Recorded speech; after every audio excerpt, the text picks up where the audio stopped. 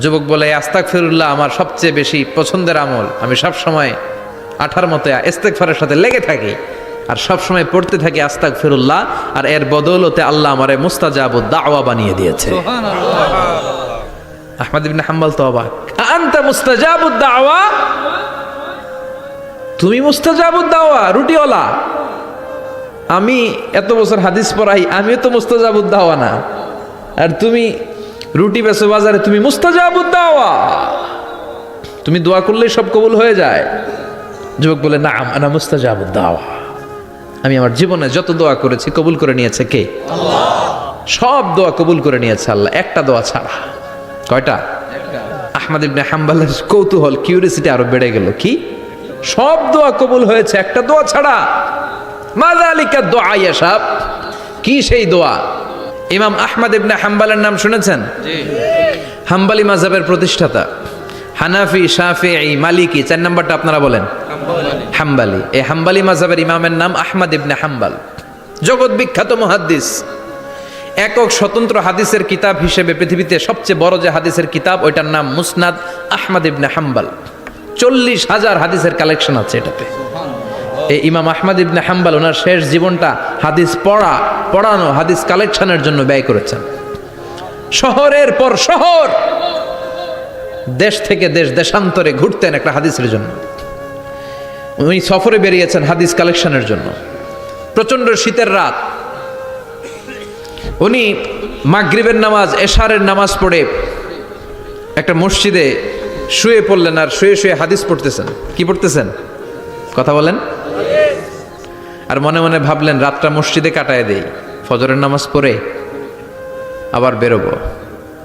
কিন্তু দারোয়ান এসে বলে, মসজিদে থাকতে পারবেন না, ওঠেন। দারোয়ান আছে না? কথা কন।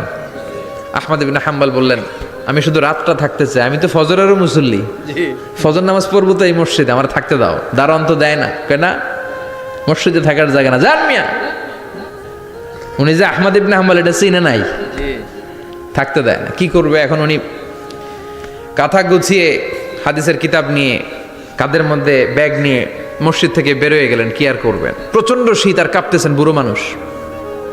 পথিমধ্যে দেখলেন বাজার একজন খাব্বাজ, শাবুন খাব্বাজ, যুবক রুটি বিক্রেতা। সে রুটি বিক্রি করে, চুলার মধ্যে রুটি সেকে। সে যে সালাম দিল, আসসালামু আলাইকুম। যুবক বলে, ওয়ালাইকুম আসসালাম। আহমদ ইবনে হাম্বল বলে, যুবক আমার যাওয়ার জায়গা নেই, সফরে বেরিয়েছি, খুব শীতে কষ্ট পাচ্ছি, রাতে যদি তোমার এই চুলা থেকে একটু আগুন পোহাই, কোনো সমস্যা? যুবক বলে, না না সমস্যা না, আহলান ওয়া সাহলান, খোশ আমদেদ, আসেন আসেন, আপনি আগুন পোহাইলে আমার সমস্যা কি? সুবহানাল্লাহ পড়েন। আল্লাহ শুকরিয়া করে উনি বসলেন আর আগুন পোহাচ্ছেন। আর খেয়াল করলেন, যুবক রুটি বানায় আর পরে আস্তাগফিরুল্লাহ, রুটির দলা বানায় পরে আস্তাগফিরুল্লাহ, খামির বানায় আর পরে আস্তাগফিরুল্লাহ, রুটি নিয়ে উনুনের ভিতরে, চুলার ভিতরে সেকা দেয় আর পরে আস্তাগফিরুল্লাহ। দোকানদারের কাছে কেউ আসলেই সে রুটি দেয় আর পরে আস্তাগফিরুল্লাহ। ক্রেতার কাছ থেকে টাকা নিয়ে ক্যাশ বক্সে রাখে আর কি পড়ে? আবার রুটি বানানো শুরু করে আর কি পড়ে? খালি এইটাই পড়তেছে। ইমাম আহমদ ইবনে হাম্বল তো অবাক, কিরে এটা আবার কেমন যুবক, খালি আস্তাগফিরুল্লাহ। উনি প্রশ্ন করলেন, যুবক ঘটনা কি? আসার পর থেকেই তোমার দেখতেছি তুমি রুটি বানাও, রুটি বিক্রি করো আর পড়ো আস্তাগফিরুল্লাহ, মালাকা ইয়া শাবাব। যুবক বলে, আস্তাগফিরুল্লাহ আমার সবচেয়ে বেশি পছন্দের আমল, আমি সব সময় আঠার মতো ইস্তেগফারের সাথে লেগে থাকি আর সব সময় পড়তে থাকি আস্তাগফিরুল্লাহ, আর এর বদৌলতে আল্লাহ আমারে মুস্তাজাবুদ দাওয়া বানিয়ে দিয়েছে। আহমদ ইবনে হাম্বল তো অবাক, আনতা মুস্তাজাবুদ দাওয়া, তুমি মুস্তাজাবুদ দাওয়া, রুটিওয়ালা। আমি এত বছর হাদিস পড়াই, আমিও তো মুস্তাজাবুদ দাওয়া না, আর তুমি রুটি বেচো বাজারে, তুমি মুস্তাজাবুদ দাওয়া, তুমি দোয়া করলেই সব কবুল হয়ে যায়। যুবক বলে, না আনা মুস্তাজাবুদ দাওয়া, আমি আমার জীবনে যত দোয়া করেছি কবুল করে নিয়েছে কে? আল্লাহ। সব দোয়া কবুল করে নিয়েছে আল্লাহ, একটা দোয়া ছাড়া। কয়টা? আহমদ ইবনে হাম্বলের কৌতূহল, কিউরিয়াসিটি আরো বেড়ে গেল। কি? সব দোয়া কবুল হয়েছে, একটা দোয়া ছাড়া। মাযালিকা দোয়া ইয়া সাহেব, কি সেই দোয়া?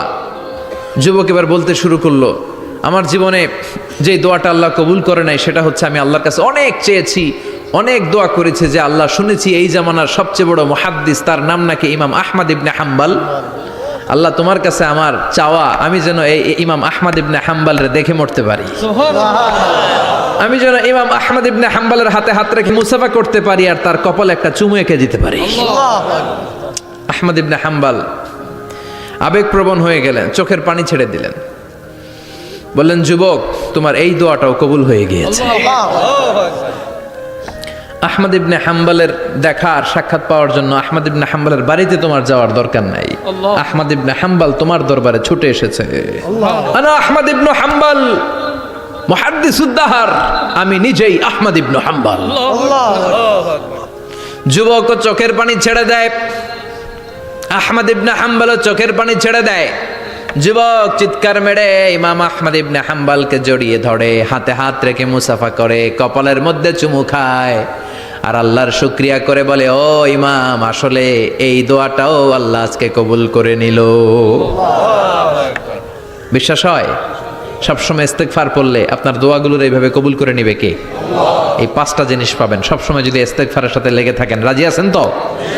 এজন্য বিশ্বনবী সব সময় নামাজে সালাম ফেরানোর পরে পড়তেন আস্তাগফিরুল্লাহ। কি পড়তেন? আস্তাগফিরুল্লাহ।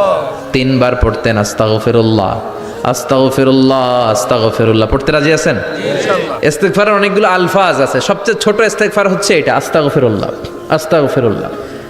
আরো আছে আস্তাগফিরুল্লাহ আল্লাযী লা ইলাহা ইল্লা হুয়াল হাইয়ুল কাইয়্যুম ওয়া আতুবু ইলাইহি। বিশ্বনবী বলেন, এই ইস্তেগফারটা যদি কেউ পড়ে, আত-তাওয়াল্লি মিন ইয়াউমিজ জাহাফ, যুদ্ধের ময়দান থেকে পালিয়ে আসা কবিরা গুনাহ। কি গুনাহ? কাফেরদের সাথে যুদ্ধ, আমি তাগড়া যুবক, তলোয়ার নিয়ে নেমেছি, আমার দেহের 1 ফোঁটা রক্ত থাকা পর্যন্ত আমি যুদ্ধ চালিয়ে যাব, আমি ফিরে আসতে পারবো না, আইনটা কার? ফিরে আসলে কবিরা গুনাহ।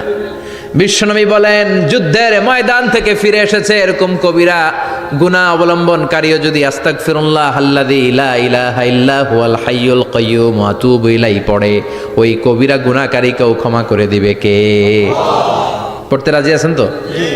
আবার সাইয়েদনা আবু বকর বললেন, ইয়া রাসূলুল্লাহ আল্লিমনি দুআআন আদউ বিহি ফি সালাতিক, এমন দোয়া আপনি আমারে শিক্ষা দেন যেই দোয়াটা আমি নামাজে পড়তে পারি। বিশ্বনবী বললেন, পড়ো, আল্লাহুম্মা ইন্নী যালামতু নাফসি যুলমান কাসীরান ওয়া লা ইয়াগফিরুয যুনুবা ইল্লা আনতা ফাগফিরলি মাগফিরাতাম মিন ইনদিক ইন্নাকা আনতাল গফুরুর রহিম। সুবহানাল্লাহ পড়েন। এটাও ইস্তেগফার। আমরা এটার বলে দোয়া মাসুরা, সালাম ফেরানোর আগে পড়ি না? যেখানেই ক্ষমা চাওয়ার কথা আছে ওইটারই কি বলে? ইস্তেগফার। আল্লাহুম্মা ইন্নী যালামতু নাফসি, আল্লাহ জুলুম করেছি, যুলমান কাসীরা, অনেক জুলুম, ওয়ালা ইয়াগফিরুয যুনুবা ইল্লা আনতা, তুমি ছাড়া এই গুনাহ ক্ষমা করার তো কেউ নাই, ফাগফিরলি মাগফিরাতাম মিন ইনদিক, তোমার দয়ায় আমারে ক্ষমা করে দাও, ইন্নাকা আনতাল গফুরুর রহিম, তুমি হলা ক্ষমাশীল। ঠিক কি না? এটাও ইস্তেগফার, এটাও পড়বেন। আর এই সব ইস্তেগফারের শ্রেষ্ঠ ইস্তেগফারের নাম সাইয়্যিদুল ইস্তেগফার। যত ইস্তেগফার হতে পারে এর মধ্যে সবচেয়ে শ্রেষ্ঠতম ইস্তেগফার নাম কি? কথা কন। বুখারীর বর্ণনা, শাদ্দাদ ইবনে আউস রাদিয়াল্লাহু তাআলা আনহু বর্ণনা করেন, এই সাইয়্যিদুল ইস্তেগফার দিনের বেলা যে পড়বে ওই দিনে মারা গেলে সে জান্নাতি। এই সাইয়্যিদুল ইস্তেগফার রাতের বেলা যে পড়বে ওই রাতে যদি ইন্তেকাল হয় ওই লোকটা জান্নাতি। মুখস্থ আছে না? কার কার মুখস্থ? হাত তুলেন। মাশাআল্লাহ, তাবারাকাল্লাহ, মাশাআল্লাহ, মাশাআল্লাহ।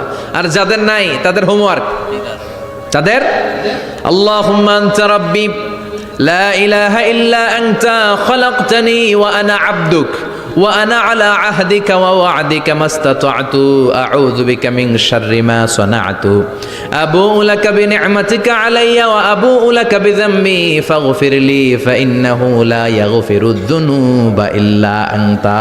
সুবহানাল্লাহ পড়েন। সুবহানাল্লাহ। আজকে রাতে পড়ছেন, মারা গেলে জান্নাতি। আল্লাহু আকবার। চিল্লায় পড়েন না আল্লাহু আকবার। এজন্য বিশ্বনবী বলেন, আমার আগের গুনাহ মাফ, পরের গুনাহ মাফ, তারপরেও প্রতিদিন আমি 70 বার তওবা ইস্তেগফার পড়ি। আজকে থেকে পড়তে রাজি আছেন তো? ইনশাআল্লাহ। বেশি বেশি ইস্তেগফার পড়া যাবে না? একটু প্রাণ খুলে দিল খুলে আওয়াজ করে পড়েন তো, আস্তাগফিরুল্লাহ। আর জোরে পড়েন আস্তাগফিরুল্লাহ। আবার সবাই পড়েন আস্তাগফিরুল্লাহ। সব সময় তওবা ইস্তেগফার যারা পড়ে তাদেরকে পছন্দ করে কে? আল্লাহ। সব সময় জিকির করে করে জিহ্বাটারে যারা ভিজিয়ে রাখে তাদেরকেও পছন্দ করে কে?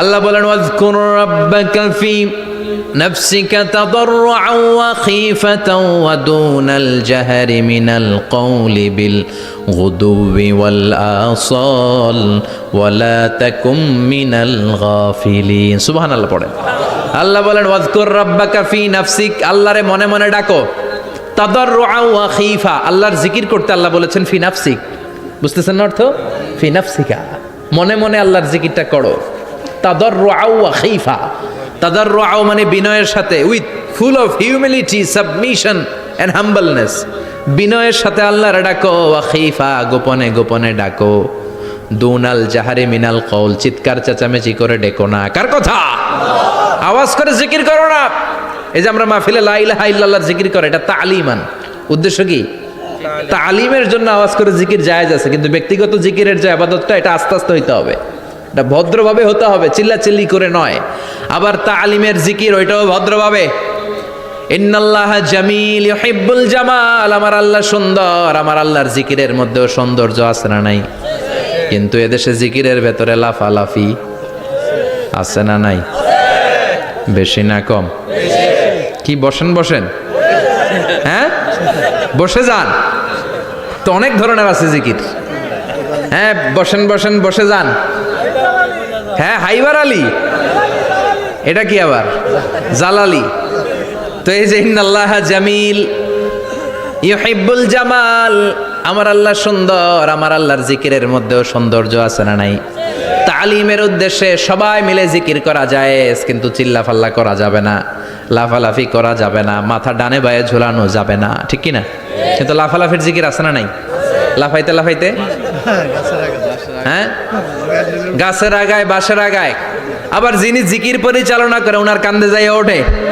আছে না নাই বিশ্বনবী সাহাবাদের নিয়ে জিকির করছেন সাহাবারা লাফাতে লাফাতে খেজুর গাছের আগায় হাদিসে আছে না এটা বিশ্বনবী সাহাবাদেরকে নিয়ে জিকির করছেন লাফাতে লাফাতে আবু বকর বিশ্বনবীর কান্দের উপরে আছে হাদিসে আছে এটা জিকির নয় কি সুন্দর দেখেন ইসলাম বোঝা কত সহজ ওয়াজকুর রাব্বাকা ফি নাফসিকা তাদাররুআ ওয়া খীফা গোপনে জিকির করো ভদ্রতার সাথে বিনয়ের সাথে জিকির করো ওয়ালা তাকুম মিনাল গাফিলিন দুনাল জাহারি মিনাল কওল চিৎকার চেঁচামেচি করে জিকির করো না যারা চিকফাল দিয়ে হই হই হই হই করে আছে না হই হই হই হই হই হইয়ের ভিতরে আল্লাহর নাম আছে হ্যাঁ এই যে হুই হাই এই স্টাইলের যে জিকির এটার ভিতরে আমার আল্লাহর নাম আছে আল্লাহর নাম যদি না থাকে ওইটা জিকির হবে কথা বলেন বিশ্বনবী বললেন খবরদার চিৎকার চেঁচামেচি করে লাফালাফি করে যারা জিকির করে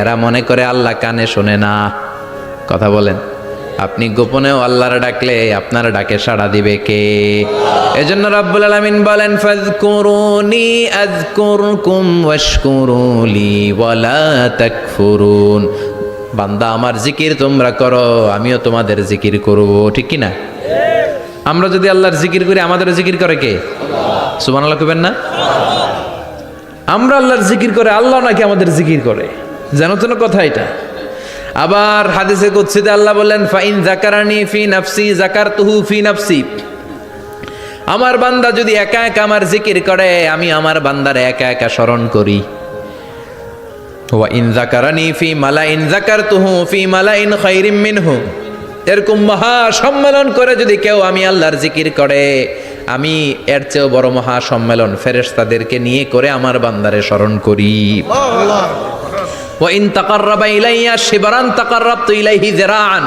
আমার বান্দা যদি আমার দিকে এক বিঘত আসতে চায় আমি আমার বান্দার দিকে এক হাত এগিয়ে যাই আমার বান্দা যদি আমার দিকে এক হাত আসতে চায় আমি আমার বান্দার দিকে দুই হাত যাই ওয়া ইন আতানি ইয়ামশি আতাইতুহু হারওয়ালা আমার বান্দা যদি আমার দিকে হেঁটে হেঁটে আসতে চায় আমি আমার বান্দার দিকে দৌড়ে দৌড়ে যাই সুবহানাল্লাহ পড়েন এজন্য বিশ্বনবী বলেন লা ইয়াজালু লিসানুকা রাতবাম মিন যিকরিল্লাহ আল্লাহর জিকির দিয়ে জিহ্বাটারে ভিজিয়ে রাখবা কার কথা চিল্লায় বলেন কার কথা সবসময় আল্লাহর জিকির করতে রাজি আছেন তো সবচেয়ে শ্রেষ্ঠ জিকির বিশ্বনবী বললেন আফদালু যিকরি লা ইলাহা ইল্লাল্লাহ লা ইলাহা ইল্লাল্লাহ